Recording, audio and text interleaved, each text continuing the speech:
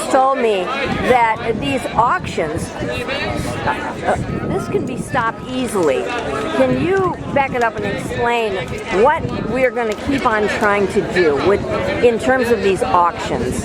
These auctions of homes on the steps of City Hall, and they're with the auctioneer and a dozen or so people, investors who are looking to buy them.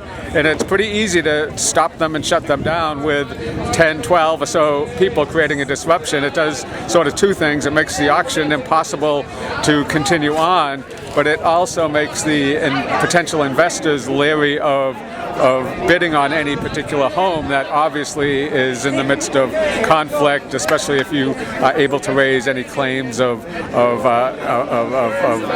possible misdeeds in the mortgage or any cloud on the title or anything like that. But just the disruption alone manages to shut these things down. And you say these auctions happen on the steps of City Hall? Exactly, and we're trying to work with it. We're trying to figure out how the city enables that to happen, and if we can figure that out, we will get them moved off the steps of City Hall. But we imagine they'll start moving them on their own anyway, because it's pretty easy to disrupt them on the steps of City Hall.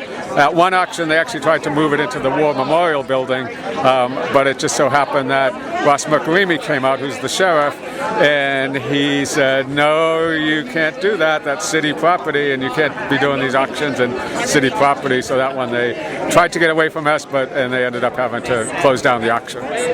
Excellent. So, how can people find out about these auctions? Probably the best way is to go to occupybernal.org, or on Facebook, go to Occupy SF Housing Coalition, search for that, and you can also search on Google for Occupy SF Housing and get connected with the coalition of homeowners, renters, tenant organizations, homeowner groups who are all fighting to stop the role that banks are playing both in the evictions through foreclosures as well as the evictions via financing of Ellis Act evictions and converting apartments into condominiums, luxury condominiums. Thank you, Ted Gullicksen, who's the Executive Director of the Tenants Union, for that great information today. Thank you. You're welcome.